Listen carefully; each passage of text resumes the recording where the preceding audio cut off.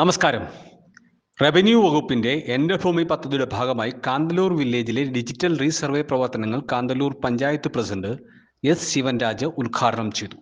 പല സ്ഥലത്തും റവന്യൂ വകുപ്പിന്റെ സ്ഥലം വനം വകുപ്പ് കൈയടക്കിയെന്നും ഇത് തിരിച്ചുപിടിക്കാൻ ബന്ധപ്പെട്ട അധികൃതർ നടപടി സ്വീകരിക്കണമെന്നും അദ്ദേഹം ആവശ്യപ്പെട്ടു.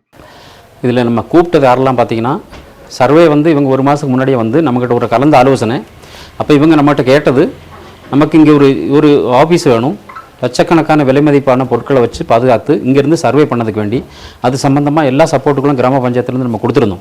பின்ன நாங்கள் சொன்னது எப்படின்னு கேட்டிங்கன்னா, நம்ம எல்லா பரிபாடிகளுக்கும் கூப்பிடக்கூடிய கிராம பஞ்சாயத்தோடு சேர்ந்து நிற்கக்கூடிய ஆளுகளும் இந்த சர்வே சம்மந்தித்து தெரியக்கூடிய ஆளுகள் நிறைய பேர். இப்போ பார்த்தீங்கன்னா கிராமத்தினுடைய தலைவர்மாரை கூப்பிடணும்னு நம்ம சொல்லியிருந்தோம், ராஷ்ட்ரிய பிரதிநிதியை கூப்பிடணும்னு சொல்லியிருந்தோம். அதே மாதிரி அப்படி உள்ள ஆளுகளை நோட்டீஸ் வச்சு அவங்களே தான் கூப்பிட்டுருந்தாங்க. இருந்தாலும் நிறைய ஆளுகள் நிறைய பேர் விட்டு போயிருந்தாங்க. இருந்தாலும் பரவாயில்ல, அவங்களையும் நான் தனித்தனியான முறையிலையும் கூட நான் கூப்பிட்டுருந்தேன். இப்போ இதில் எனக்கு சொல்ல வேண்டிய காரணம் என்ன கேட்டிங்கன்னா, ஒரு உள்காடனம் அப்படிங்கிறது ஒரு பிரதானப்பட்ட காரியம் அல்ல என்னோட அபிப்பிராயத்துக்கு. அது ஒரு சடங்காக மாறட்டும். ஆனால் சமயம் எடுத்து சர்ச்சை செய்யணும். அங்கோட்டும் இங்கோட்டும் கேள்விகள் கேட்டு அவங்க பதில் சொல்லணும். ஏன்னு கேட்டால், நாங்கள் இந்த காந்தல்லூர் கிராம பஞ்சாயத்தில் 2 காரியத்தில் வஞ்சிக்கப்பட்டிருக்கோம். ஒன்று ரீசர்வேல் உட்படுத்தி தரேன்னு சொல்லி காலகாலமாக எங்கள் பூமியெல்லாம் ரீசர்வேல் உட்படாமல் கிடக்கு. அது ஒரு வேதனை ஒன்று. ரெண்டாமத்த பட்டையை வாங்கி தரேன்னு சொல்லி இப்போ சார் சொன்ன மாதிரி இடப்பட்ட பினாமிகள் நிறைய பேர். அதுக்கு நம்ம மாட்டிருக்கூடாது இந்த சர்வேயில்.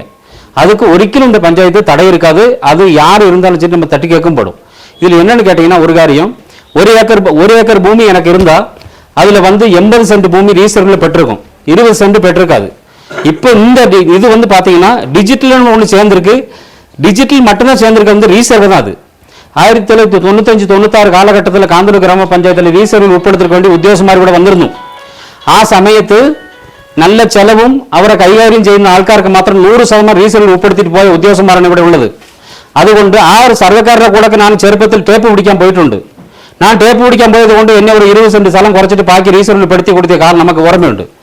അപ്പോൾ ഈ പാവപ്പെട്ടവർക്ക് റീസർവേൽ ഉൾപ്പെടുത്താതെയാണ്. ഇപ്പോൾ ഒരു വാർഡിൽ ഒരു പട്ടയമുള്ളവരുടെ ലിസ്റ്റ് എടുത്തു കഴിഞ്ഞാൽ 10-15 ആൾക്കാർ മാത്രമേ കിട്ടത്തുള്ളൂ.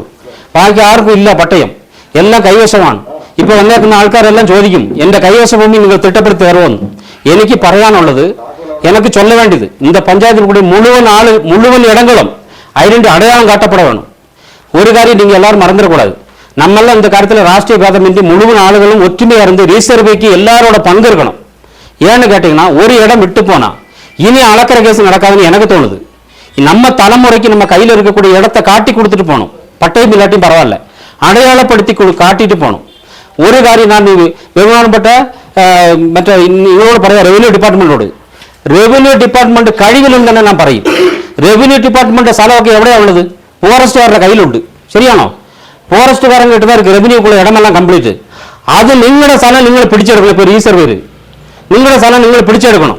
പാവപ്പെട്ടവന്റെ സ്ഥലം കംപ്ലീറ്റ് പാവപ്പെട്ട കയ്യിലേപ്പിക്കണം. ഇപ്പം ഒരു 10 സെന്റ് സ്ഥലം ഉണ്ടെങ്കിൽ അത് കൂട്ടത്തിൽ ഒരു 5 സെന്റ് സ്ഥലം இருக்கும் കൈവശം, അതും ചേർത്ത് അളന്ന് കൊടുക്കണം. என்னோட அபிப்பிராயம், ஒராளோட பூமி அளக்கிற சமயத்தில் தொட்டு அடுத்து இருக்கக்கூடிய கைவசக்காரன், தொட்டு அடுத்து இருக்கக்கூடிய அதிகாரங்கள் எல்லாத்தையும் கூப்பிட்டு கிருத்தியமான முறையில் அளக்கணும். இதுக்கு யாரும் தரகர் யாரும் இல்லை. அந்த ஒரு பஞ்சாயத்து தளத்தில் யோகம், ஒரு மீட்டிங், நமக்கு ஒரு மீட்டிங், ஒரு கமிட்டி உண்டாக்கணும் என்ற அபிப்பிராயம். அது കഴിഞ്ഞിട്ട് வார்டு தளத்தில் பஞ்சாயத்து மெம்பர்மார் நேതൃത്വത്തിൽ அங்கே இருக்கக்கூடிய ராஷ்டிரியக்காரங்கள், அங்கே கூடிய பொதுப்பிரവർത്തകർ ഉണ്ട്. ഈ രാഷ്ട്രീയമില്ലെങ്കിൽ ഇവിടെ നാടില്ല, അത് വേറെ കാര്യം. ഏതൊരു പ്രശ്നം വന്നാലും എല്ലാ രാഷ്ട്രീയക്കാരും ഇറങ്ങി കഷ്ടപ്പെടും. അതുപോലെ മനസ്സുള്ള ആൾക്കാരെ കൂട്ടി ഒരു കമ്മിറ്റി ഉണ്ടാക്കി എല്ലാവരുടെ ഭൂമിയും തിട്ടപ്പെടുത്തണം. റവന്യൂ ലാൻഡ് തിട്ടപ്പെടുത്തണം, ആറ്റുപറമ്പൊക്കെ തിട്ടപ്പെടുത്തണം, പഞ്ചായത്തിന്റെ റോഡ് അതിർത്തി തിട്ടപ്പെടുത്തണം, കൈവശ ഭൂമി തിട്ടപ്പെടുത്തണം. പട്ടയമുള്ളവർക്ക് മാത്രം അളക്കാനല്ല, മുഴുവൻ ഇടങ്ങളും അളക്കപ്പെടുത്തണം. அதனால ஒரு காரியம் இருக்கு, இந்த யோகத்தில் எல்லாரும் அபிப்பிராயம் கேட்கணும். அபிப்பிராயம் கேட்டு என்ன செய்யணும்னு சொல்லி தீர்மானிச்சு கண்ணும் கருத்தோட ஒரு வார்டு எடுத்துட்டா, மிக்கவாறும் 4-5 மாதம் ஆகுது சாரே, 4-5 மாதம் ஆகுது. கண்ணும் கருத்தோட ஒரு வார்டு எடுத்து அந்த வார்டை கம்ப்ளீட் தீர்த்துட்டு தான் அடுத்த வார்டுக்கு போகணும். கிராமக்காரங்க ரொம்ப தெளிவான முறையில் கிராம கமிட்டியினுடைய தலைவர்மார், இந்த காந்தல்லூர் பஞ்சாயத்தில் எல்லா கிராமத்துக்கும் கமிட்டி தலைவர்மார் இருக்காங்க. அவங்களும் பஞ்சாயத்து மெம்பரும் கூடி நல்ல ரீதிக்கு சிட்டப்படுத்தி அளந்து போகாட்டி நம்ம பாவிக்கு இந்த இடத்த நம்ம கொடுக்க முடியாது. இப்பவும் கைது எத்தனை பேருக்கு ரீசர்வேல் உட்படுத்த வேண்டிய இடங்கள் இஷ்டம் போல இருக்கு நம்ம பஞ்சாயத்தில், நம்மளை கொண்டு சாதிக்க மாட்டுக்கு. இப்போ அந்த காலத்தில் உண்டாக்கி வச்சா இங்க இருக்கக்கூடிய கிராம கமிட்டிக்காரங்களுக்கு உள்ள இடங்கள் தான் கம்ப்ளீட்டாவே. யாருக்கிட்ட பட்டயம் இருக்கு? லைஃப்ல எங்க பஞ்சாயத்துல பாஸ் ஆக்கிட்டு வீடு ஒரு வீடும் 252 வீடு நாங்கள் வந்தப்போ எக்ரிமெண்ட் வைக்க உத்தரவு போட்டது. வீடு எக்ரிமெண்ட் வைக்க முடியல. காரணம் இந்த ஈஸ்வரில் பட்டப்படல, கையில பட்டை மட்டும் இருக்கு, கரை முடியல. இப்படி ஒரு புத்திமுட்டு. அதுകൊണ്ട് இனி இப்படி ஒரு அபாகதம் இந்த பஞ்சாயத்துல இந்த 2 வில்லேஜில் உண்டாகக்கூடாது. எல்லா சப்போர்ட்டும் நீங்க எங்க கூப்பிட்டா நாங்க வருவோம்.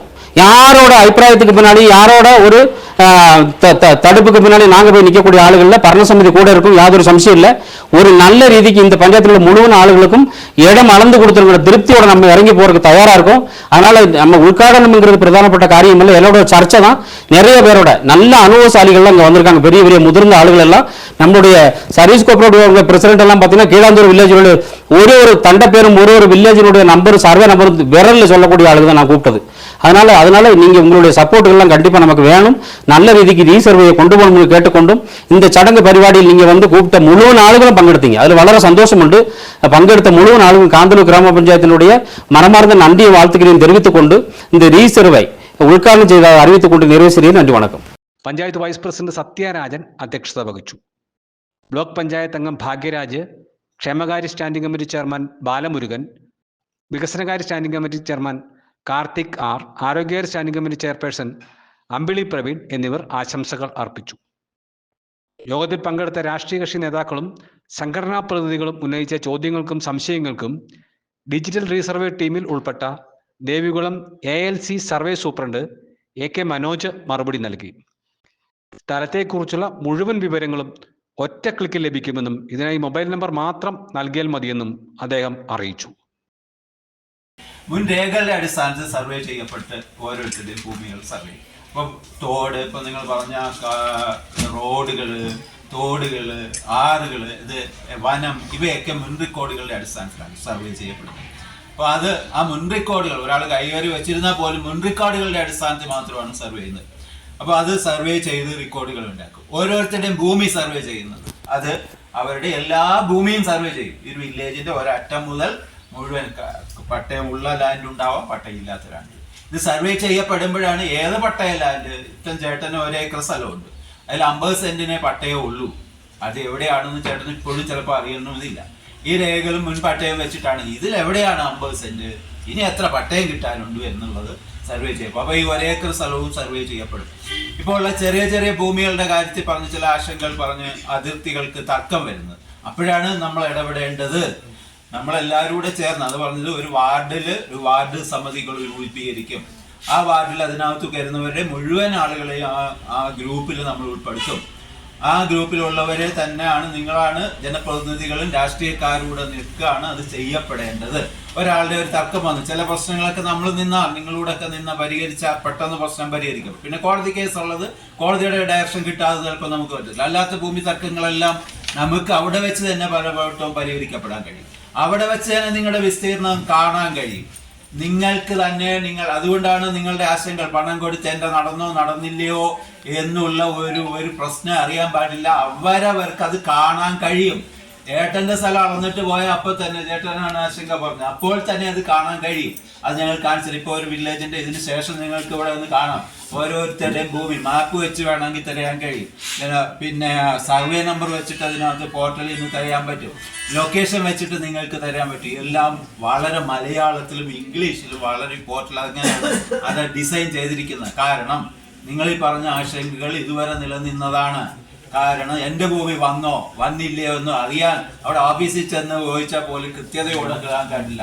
അത് നിങ്ങൾക്ക് തന്നെ ഓരോരുത്തർക്കായി പരിശോധിച്ച് അവനവൻ തന്നെ എൻ്റെ ഭൂമി സംബന്ധിച്ച് ഭൂസാക്ഷരത, എൻ്റെ ഭൂമിയെ സംബന്ധിച്ച് എന്താണ് പ്രശ്നം, എൻ്റെ ഭൂമി സംബന്ധിച്ച് എനിക്ക് എത്രയാണ് വിസ്തീർണമുള്ളത്, എൻ്റെ ഭൂമിയിൽ എത്ര ആളുടെയാണ് പേര്, എത്ര പട്ടയമുണ്ട്, പട്ടയം കിട്ടാത്തത് എത്രയാണ് എന്ന് മനസ്സിലാക്കാൻ കഴിയുള്ളൂ. അപ്പൊ അത് ആ ആശങ്കകൾ നിങ്ങൾ തന്നെ ബോധ്യപ്പെടുന്നതോടുകൂടി അത് ബോധ്യപ്പെടും. അത് നിങ്ങൾക്ക് കാണാൻ കഴിയും. എൻ്റെ വന്നോ വന്നില്ലയോ എന്ന് ഉറപ്പാക്കേണ്ടത് ആരുടെ ഉത്തരവാദിത്വമാണ്, എൻ്റേതാണ്. അത് നിങ്ങൾക്ക് പൂർണ്ണമായും നോക്കാൻ കഴിയും. അതിനുള്ള സംവിധാനങ്ങൾ ഞങ്ങൾ നിങ്ങൾക്ക് ബോധ്യപ്പെടുത്തരാം. ഏത് സമയത്തും ഓഫീസിൽ വന്നാൽ അത് കേൾക്കും. നിങ്ങളുടെ മൊബൈൽ ഓൺ ചെയ്ത് പരിശോധിച്ചാൽ അപ്പോൾ തന്നെ ഭൂവിവരങ്ങൾ നിങ്ങളുടെ മൊബൈൽ നമ്പറിൽ ആഡ് ചെയ്ത്, അത് മൊബൈൽ നമ്പർ തരണം. ആ കാര്യത്തിൽ മാത്രം നിങ്ങളുടെ നമ്പർ തരണം. അതിനകത്ത് ഒരു വെരിഫിക്കേഷൻ കോഡ് വരും. ആ കോഡ് കൂടെ ആഡ് ചെയ്താലേ സൈറ്റുമായിട്ട് ലിങ്ക് ആവുള്ളൂ. അപ്പോൾ അത് നിങ്ങൾ തന്നാൽ മാത്രമേ അത് ആവുള്ളൂ. അങ്ങനെ ഫോൺ നമ്പർ കിട്ടാത്തത് ചിലപ്പോൾ കിട്ടാതിരിക്കുമായിരിക്കും. ആ ഫോൺ നമ്പർ കൂടെ ആഡ് ചെയ്ത് കഴിഞ്ഞാൽ നിങ്ങളുടെ ഭൂമി സംബന്ധിച്ച് നിങ്ങൾക്ക് എത്ര, ഇപ്പം 10 അടുത്ത് സ്ഥലമുണ്ട് അളന്നു കഴിഞ്ഞാൽ 10 അടുത്തിൻ്റെയും ഭൂമിയിൽ എങ്ങനെ ക്ലിക്ക് ചെയ്താൽ ഓരോത്തിൻ്റെ വിസ്തീർണം എത്രയാണ്, അത് ആരുടെ പേരിലാണ്, എത്രയാണ് എന്ന് കാണാൻ കഴിയും. അപ്പോൾ നിങ്ങളുടെ ആ പറഞ്ഞ ആശയങ്ങൾ ഞങ്ങളുടെ പരിഹരിച്ചോ, പാവപ്പെട്ടവൻ്റെ മാത്രമേ പരിഹരിച്ചോളോ, പണക്കാരൻ്റെ പരിഹരിച്ചോ എന്നുള്ളതിന് ആശങ്കകളേ ഇല്ല. നിങ്ങൾക്കത് ബോധ്യപ്പെടാൻ കഴിയും. ഇത് നിങ്ങളിപ്പോൾ ഈ വട്ടവട, കൊറ്റക്കാമ്പൂർ എല്ലാ പ്രദേശങ്ങളിലെല്ലാം ഉന്നയിച്ച പ്രശ്നങ്ങളാണ്. ഇപ്പോൾ അവർക്കെല്ലാം കാണാൻ കഴിയുന്നുണ്ട്. അവരെല്ലാം അവരുടെ ഭൂമി സംബന്ധിച്ച് രേഖകൾ അവർ തന്നെ പരിശോധിച്ച് ഉറപ്പുവരുത്താൻ കഴിയുന്നുണ്ട്. പിന്നെ സർക്കാർ ഭൂമികളുടെ സംബന്ധിച്ച് ചില പ്രശ്നങ്ങൾ ഞങ്ങൾ പറയും. റീസർവേ സമയത്ത് വരാത്ത ചിലതെല്ലാം ഞങ്ങൾക്ക് ഇപ്പം നിങ്ങളുടെ പരിഹരിച്ച് തരാൻ കഴിയും. ഡോക്യുമെന്റ്സുകൾ ഹാജരാക്കണം. അത് കൃത്യമായ രേഖകൾ തരേണ്ട ഉത്തരവാദിത്വം അതത് ഭൂ ഉടമസ്ഥനാണ്. അവരുടെ അതിർത്തികൾ കാണിച്ചു തരേണ്ടത് അതിർത്തിയാണ്. ഒപ്പം തന്നെ നിങ്ങൾ അളക്കുമ്പോൾ തന്നെ നിങ്ങളുടെ അതിരുകാരനൂടെ ഉണ്ടോ കൂട്ടേണ്ടത് ഞങ്ങൾ ചിലപ്പോൾ അറിയുന്നില്ല. അവരെയും കൂടെ വിളിച്ചു നിർത്തി അളക്കാനുള്ള സംവിധാനം. അപ്പോൾ അവിടെ ഉണ്ടായിരുന്ന ചെറിയ തർക്കങ്ങളാണെങ്കിൽ പോലും അപ്പം പരിഹരിച്ച് ഒരു കല്ലോ പോയിന്റോ ഒക്കെ ഇട്ട് നിർത്തി നിങ്ങളുടെ ആ ഒരു സമിതി അല്ലെങ്കിൽ ആ സമിതിയിലൂടെയൊക്കെ അവർ വന്ന് ഒരുമിച്ച് നിന്ന് ചിലടത്ത് പ്രശ്നം ഉണ്ടെങ്കിൽ അതൊന്ന് പരിഹരിക്കപ്പെട്ട്, അതാണ് ഇതിന്റെ ഒരു പ്രധാനം. News desk Marayoor vision.